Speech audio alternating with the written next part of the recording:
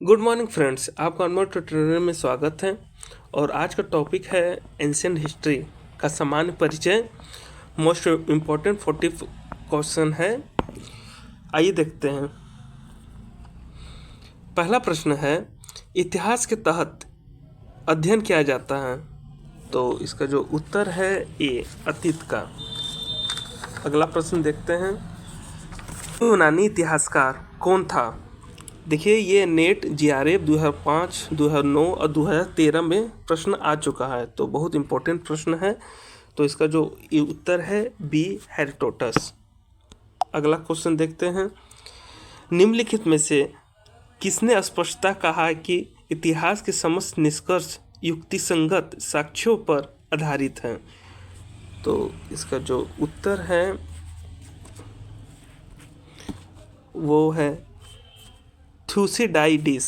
B उत्तर सही है। अगला प्रश्न देखते हैं, द हिस्ट्रीज के रचनाकार का नाम क्या है? तो इसका जो उत्तर है ए, हेरोडोटस।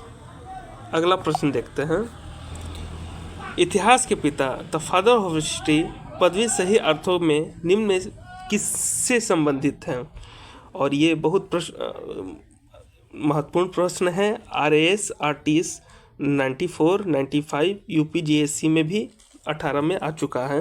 तो इसका जो उत्तर होगा ए, हेरोडोटस। इसमें थोड़ा सा देख लेते हैं व्याख्या इसका। हेरोडोटस को इतिहास का पिता कहा जाता है। यूनान के प्रथम इतिहासकार एवं भूगोलवेत्ता हेरोडोटस थे। इन्होंने अपने इतिहास का विषय पेलोपोनेशियन युद्ध को बनाया था।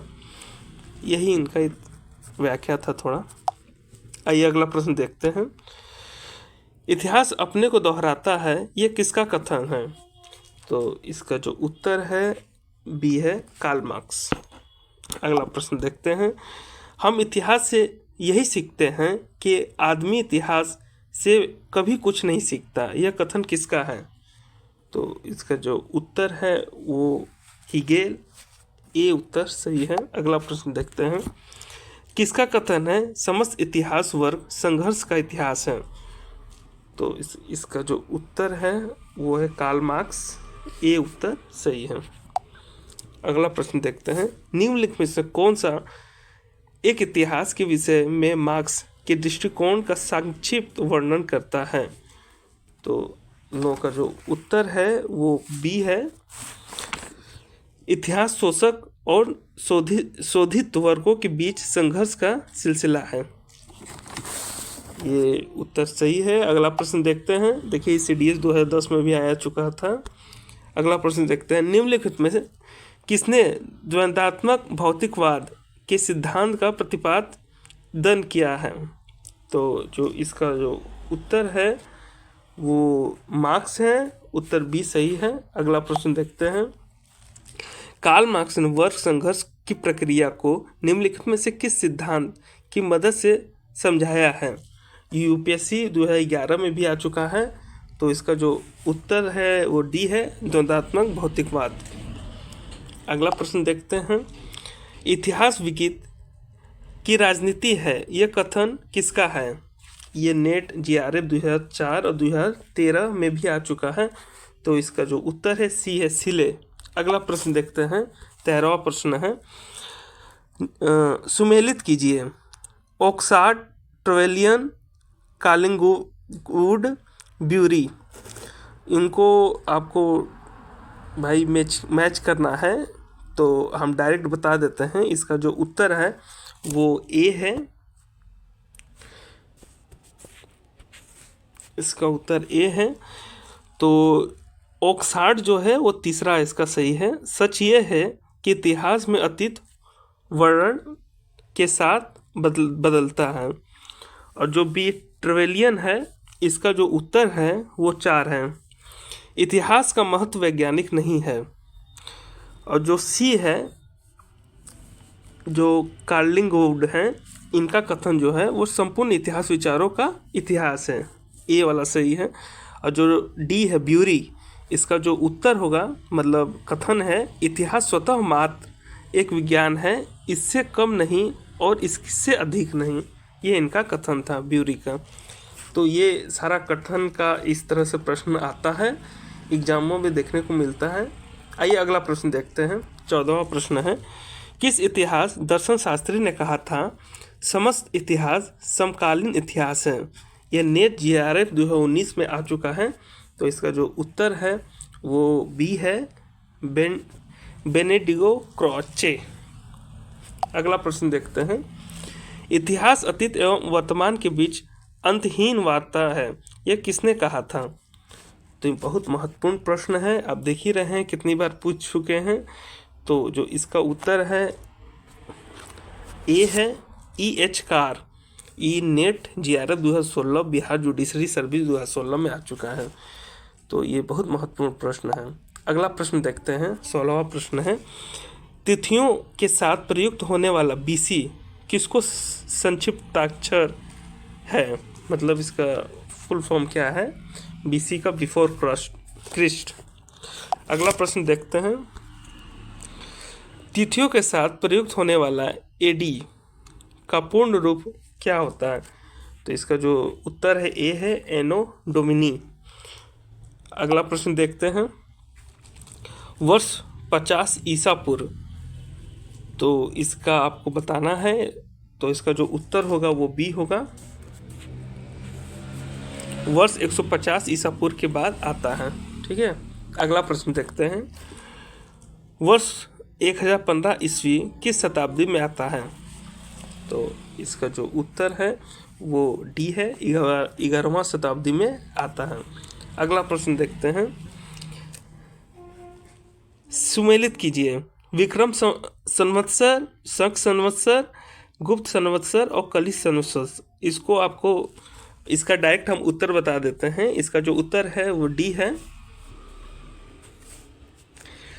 जो विक्रम संवत्सर है वो 58 ईसा पूर्व में आया था। जो शक संवत्सर है, शक संवत्सर जो है वो 78 ईस्वी में आया था।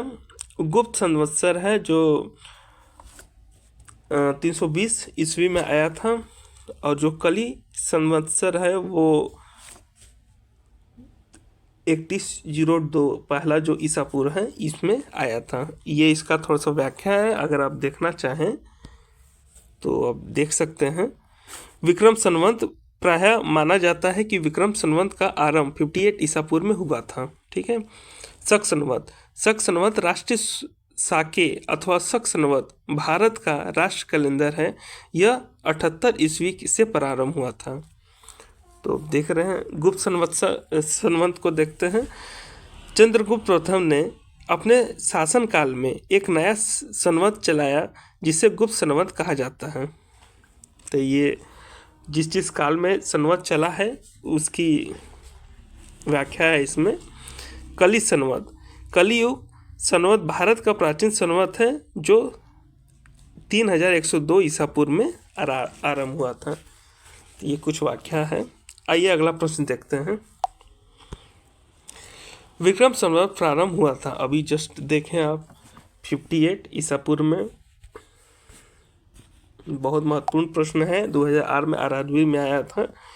अगला प्रश्न देखते हैं, शक संवत का प्रारंभ किस सम्राट के शासनकाल में 78 ईस्वी में हुआ था? तो उस समय जो शासन राजा थे वो कनिष्क थे। उत्तर बी सही है। अगला प्रश्न देखते हैं, भारत का राष्ट्र पंचांग नेशनल कैलेंडर किस संवत पर आधारित है? अभी जस्ट पढ़े हैं, शक संवत पे। उत्तर सी सही है। अगला प्रश्न देखते हैं, गुप्त संवत 1920 ईस्वी को प्रारंभ करने का श्रेय किसे दिया जाता है? तो इसका उत्तर है ए है, चंद्रगुप्त प्रथम। अगला प्रश्न देखते हैं, चंद्रगुप्त प्रथम ने गुप्त संवत का प्रारंभ किस उपलक्ष्य में किया? तो इसका जो उत्तर है वो ए है, अपने राज्यारोहण के स्मारक के रूप में।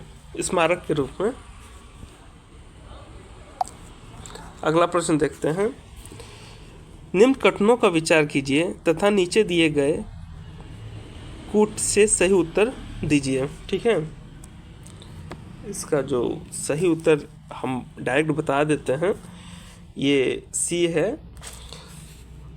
विक्रम संवत 58 ईस्वी पूर्व से आरंभ हुआ है, शक संवत 78 से आरंभ हुआ है, गुप्त संवत 319 से आरंभ हुआ है। ये तीनों कथन सही है, लेकिन चौथा कथन गलत है।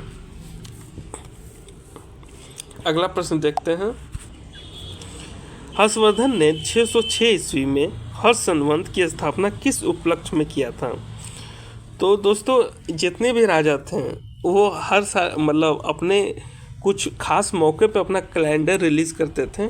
तो उसी तरह हर्षवर्धन ने 606 ईस्वी में हर्ष संवत का स्थापना किस उपलक्ष्य में किया था? तो इसका जो उत्तर है ए है, अपने राजरोहण के उपलक्ष्य में। अगला प्रश्न देखते हैं।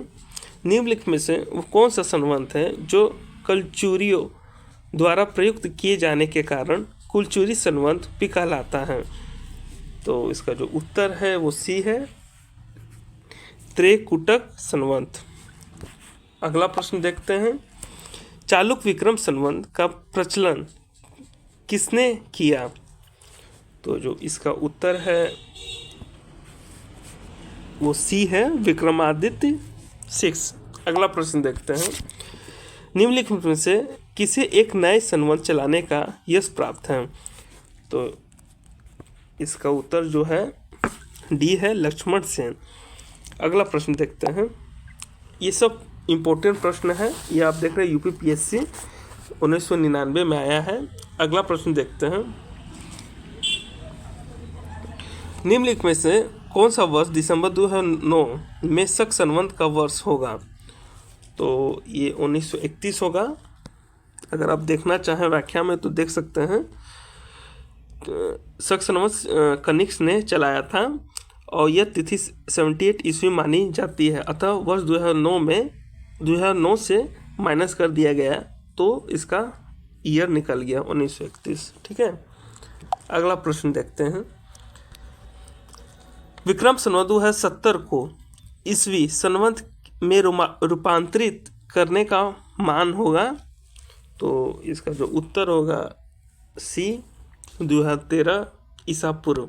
अगला प्रश्न देखते हैं। विक्रम एवं शक संवत के आरंभ में के बीच कितने वर्षों का अंतर है?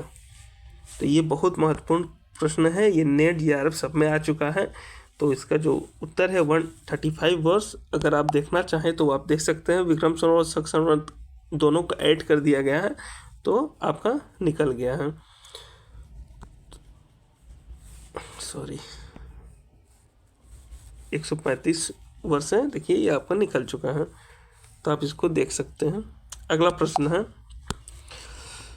पुलकेशिन प्रथम का बादामी शिलालेख शक वर्ष 465 का दिनांकित है।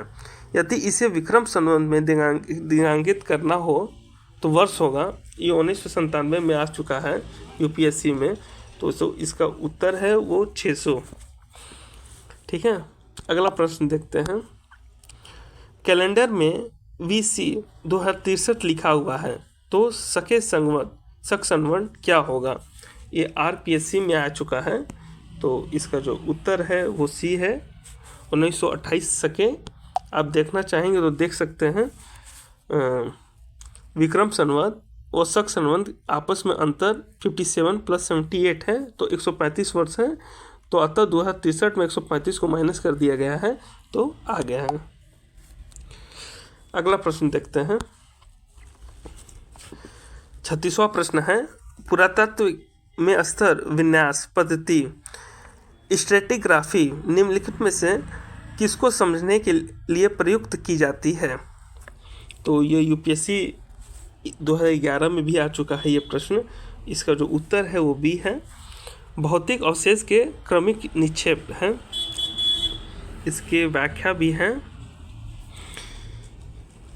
अगर आप देखना चाहें तो आप देख सकते हैं, इसलिए थोड़ा सा रुके हुए हैं। ठीक है, अगला प्रश्न देखते हैं। कार्बन 14 तिथि निर्धारित पद्धति का विकास किया है?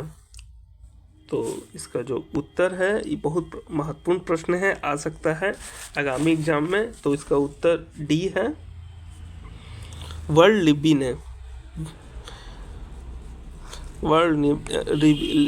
ने ये निर्धारण पद्धति का विकास किया है कार्बन 14 का। आप इसको देख सकते हैं, व्याख्या इसका है। अगर आप देखना चाहें या पढ़ना चाहें तो पढ़ सकते हैं। अगला प्रश्न देखते हैं। काष्ठ, अस्थि और शंख के पुरातात्विक नमूनों का काल निर्धारण करने के लिए निम्नलिखित में से कौन सा अपनाया जाता है?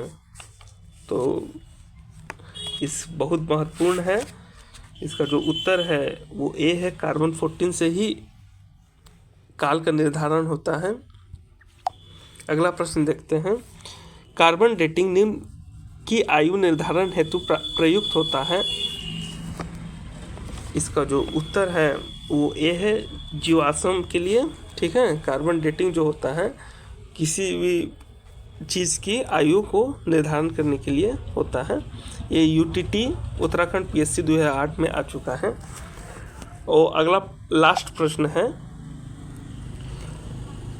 प्रागैतिहास का अंत एवं इतिहास का आरंभ तब माना जाता है जब, इसका जो उत्तर है वो सी है, मानव ने लिखना सीखा।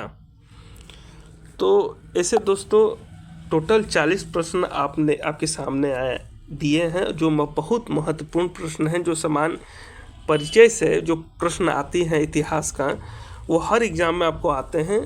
अगर आप ये 40 प्रश्न देख लिए, अगर कोई आगामी एग्ज़ाम है, अगर आप गए तो हो सके कुछ प्रश्न आपको मिल जाए ऐसे देखने को।